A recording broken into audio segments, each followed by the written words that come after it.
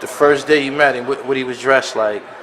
I mean, like, how did you know immediately that's who the Alpo character was? Did he need an introduction? Did he get a chance to introduce himself? No, actually, no.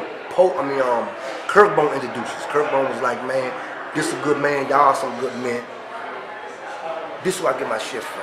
All right. So, this is Alpo from New York, this Tank and Lil Spark is. Okay. How old were you the day that you met Alpo? 87, I probably was like 15. 15. How old would Andre have been? 15, 18.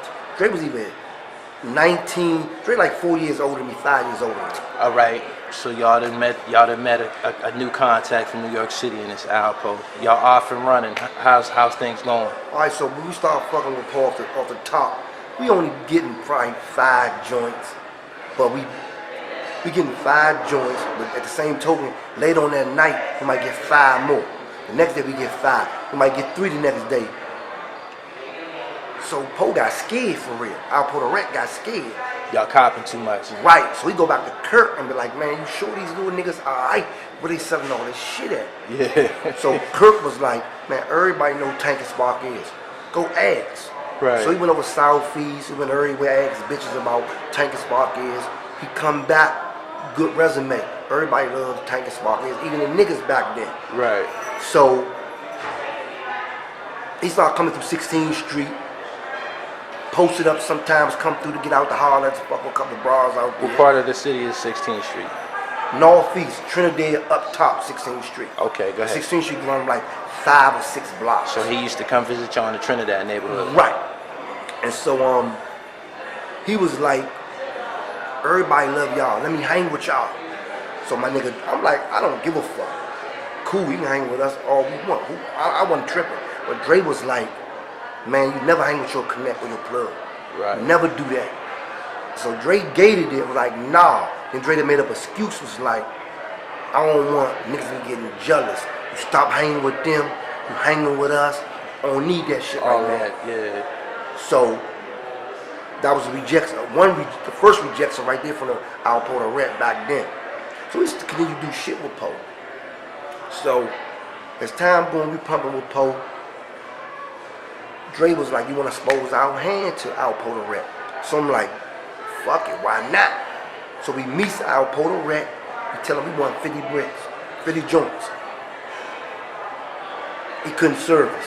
He said, all I'm getting is 33 joints. But take our money, put it with his money, he'll give us the joints for cheap. Right. I'm young, I didn't give a fuck. I'm like, okay. Dre like, nah, we ain't doing that shit. Right. So Dre gated it. So he was like, we got what we gonna get, we rolled out. So Poe thought about some shit. He came back the next day, or a few days later, and was like, how about this? I come down, I serve y'all 33 joints. I just make 1,000 or 2 off each joint. Y'all serve all y'all homies, since everybody love y'all. I don't have no dinners with nobody else. Right. That's how it should be. But my nigga, I thought the same thing, but my nigga Dre was like, nah, I don't want the niggas in our business. They don't know what we buying. I'm gonna keep it like that. Right. So I'm like, okay. That was a second rejection coming from my nigga to Poe. So time goes on, Poe was at the Easter homecoming with Kirk and everybody. It probably was 20 deep. They clowning Poe. Okay. Saying that he in love with a hood rat, this, that, and that. Who was the hood rat? My homegirl Fuzzy. All right. Actually, he got a baby by Fuzzy. I think it's a little boy by Fuzzy now. All right. Right? So DC guys was telling him that she's a hood rat? Kirkbone and the whole North Langston turf was telling them, man, don't fuck with her like that. You gonna fuck her. Right. So Kirk came up to me and was like, hold up, man, check this shit out. You got this little nigga Sparky is fucking her. You falling in love with her. So Kirk came up and was like, Sparky is, man, when the last time you fuck? You be fucking Fuzzy? I said, yeah, I be fucking Fuzzy. I fucked Fuzzy like yesterday. That's my bitch. Right. So everybody laughing at Poe, clowning him. Right. From that point on, I ain't no Kirk, I ain't no Poe, ain't like me because of that. So my best friend girl, Michelle, was at a pool party, Passion Corner. you take a picture, back then it was a Polaroid pictures. You take a picture, you gotta come back and pick this shit up once it developed and all that wild shit. So the picture developed, Poe went to Mr. G, asked him, can he get the picture for $1,000? Mr. G was, I think Mr. G was like, nah, I can't sell a picture. Poe was like, I don't want the picture. Tell her I got it. So he did that. Michelle come out for a picture. Mr. G sent it to Poe, Alpo the Rec. Right. So he trying to talk to her. My baby mother trying to tell Michelle to talk to him. So Big Head Gary was like, no, Michelle was like, Big Head Gary, you know my fiance, don't do that. Big Head Gary gonna say, fuck that nigga. So when he said fuck that nigga, Poe gave the picture back. He ain't get no play on that particular day. She came back and told us, my nigga Dre was like, them niggas think you need money to fuck a bitch. I'm gonna show them niggas you don't need no money to fuck no bitch. So I'm like, you gonna fuck Fuzzy? He was like, no, I'm gonna fuck Gary bitch, Caprice. So I'm like, bet, fuck that bitch. Right. So Dre get her, fucks her, she on Dre line. So the word get out, Gary was fucking with another homegirl from Northwest, real tough, and Caprice was just like jealous of her. So when he threw my Northwest homegirl name in Caprice's face, Caprice threw my nigga Dre name in Gary's face. Right. So Gary get to crying in front of her, this, that, and that. So one day I'm down the corner, walking, because Gary pulled up on me, Sparky, tell your man, I need my 50,000. I said, my nigga don't owe you 50,000. My money is his money. If he owe anybody, I'm gonna know about it. Because both of us have to pay that. You don't know what you're talking about. You think you know everything, little Spark. I said, I do know when it comes to money, what my motherfucking nigga do. This man, I don't wanna hear that shit. Tell your nigga I need my 50,000. So I get in there, I leave the car immediately, get in the car, I called my nigga up. He said, I'm gonna package him over to the Subway. I said, grab me a sandwich on my way up here. This bitch ass nigga Big Head Gary.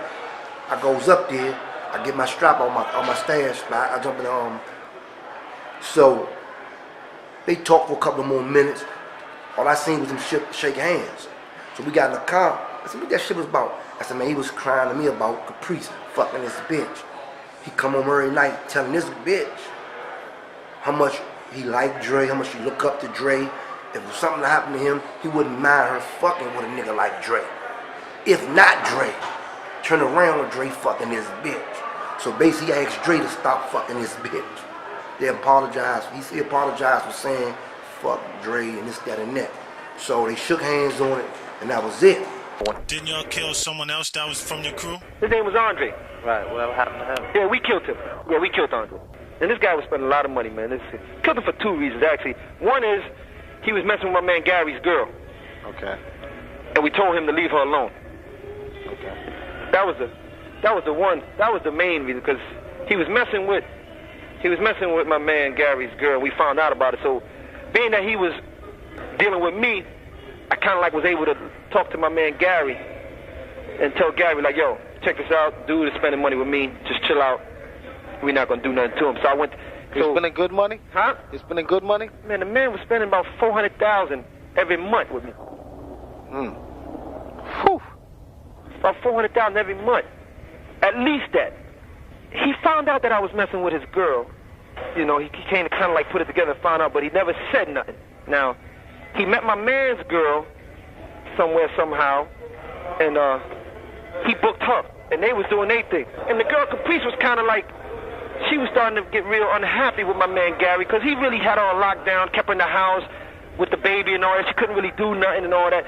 We had bought her a convertible BM and all that, but she couldn't really drive it. When she drove it, she had to be certain places. So he really had her on lock and had her scared. So this kid Andre met her or whatever, and, you know, I guess, so we found out about it. My man Gary found out about it, and he called me. This when we was tight like that. He called me, he was like, yo, Paul, I need to talk to you. I said, all right. So I met him or whatever. He was like, yo, this nigga Tank messing with my girl. This and that, man. I'm going to step to him. He know that's my people and all that. I said, hold up, Gary, let me. And my man Gary was like, yo, that's it. He was ready to just take him out. So because he knew that was Gary's baby mother, and you didn't do that. Right. So, and, you know, I'm born in Andre's girl, so I'm like, oh, man. So let me go talk to him first. And again, the kid Andre never said nothing to me. He knew I was Bone Gary. He never said nothing to me. So, and he wasn't no tough guy. He didn't, he was about getting $1. So, I went to go talk. I said, yo, Andre, check this out. Me and you doing business. Money's good. This and that. But yo, you got to stop Bone Gary's girl, man. You got to stop messing with her, man, because he knows he's upset. And he giving fair warning. I mean, he's letting this one go because he don't believe y'all had sex or whatever. And I don't even want to know. But whatever you're doing with her, let it go, man. No, it ain't worth it, man. He was like, yo, I hear you, good looking out, this and that. He told me this straight in my face. About 2-3 weeks passed. My man Gary called me, Ken. He beat me. Yo, come see me, man. So I go meet him.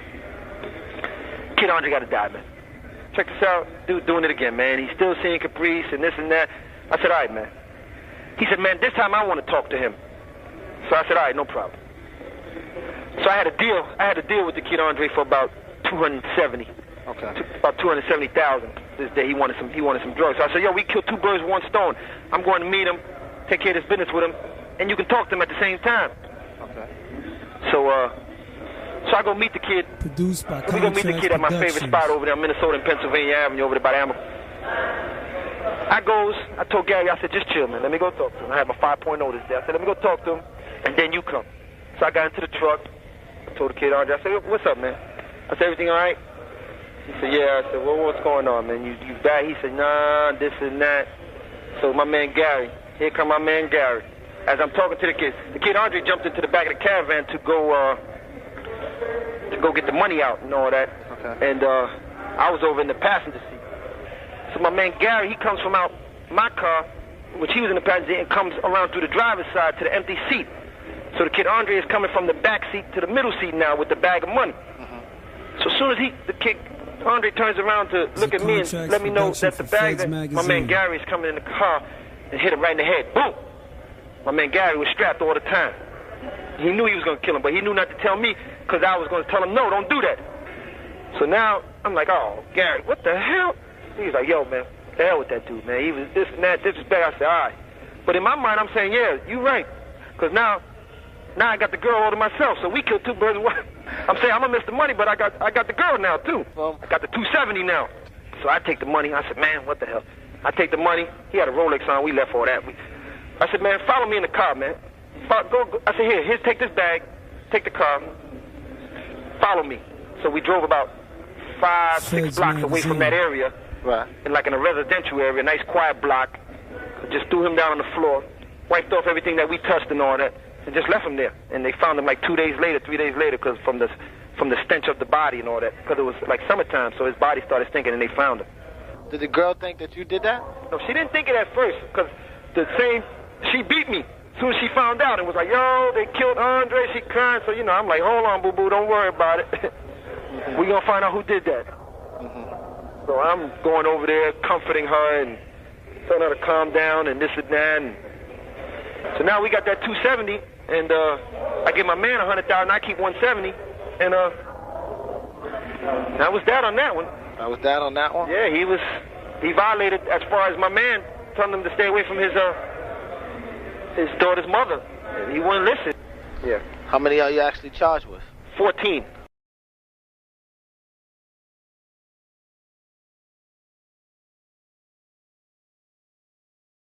So I jumps up, go around Northeast, go with Dre father house. Everybody out, all the niggas we fuck with out there, like, man, everybody looking for Dre, we ain't seen him. I said, he went to meet the nigga Poe. So I said, I know where they meet at, let's go. So we strapped up in all the spots that Poe met me and Dre at before. One the caravan, one near. The time we got back, I ain't know who put a trick at the time, but I know Poe set it up. So I supposed to went with Dre, but he left me. Right. So a lot of people think me and Dre be together so much. I had something to do with it. Why I went with him at this time. I said, nigga, they left me. What can I do? Right. So they actually was leery of you because you weren't around when that happened to him? That's why me and Dre stay together. We don't see, you see Dre, you see me, you see me, you see Dre. Besides when I go off at night to get some solo pussy. Alpo was charged with I think he pled guilty to 13 murders. Was Andre one of them? I think he confessed that girl or somebody killed Dre. I'm driving past the Metro Club one night. Essence was down the Metro Club. I think it might have been a Thursday. I see these two niggas' cars that I fuck with. Both of them turn red. Same Sandy, my man. Chico, Carlton Wills, he turned red. Then Kermit Oliver called Kale, he turned red. But back then they wasn't the reds. They was my niggas back then. So I seen their cars, I pulled over at the Met. Had a bitch with me. I said, I'm going to Met, leave a broad in the car. As soon as I get in there, they say, them niggas in here. As soon as they said that, holding my back. And those sparkers in the heart just, man, what's up? So they be like, man, you telling a girl that I had something to do with Dre getting killed. Or I killed Dre. I said, check this out, man, I don't tell no bitch none of my business. If I thought you had something to do with my nigga killed, I'm gonna see you about it. He said, man, I love y'all, man. I'm here for you. Anything you need. You ain't gotta have no money, I got you. Big A Gary did that shit. He told on Big A Gary right there on the spot. That's Gary and Capri shit. You serious? Yeah. He shook my hand and said, that's Gary and Capri shit. Gary did that shit. So that was the last time you seen him face to face? That's the last time I seen him face to face. What year was that? Dre got killed in 91. Probably like 2 months after that.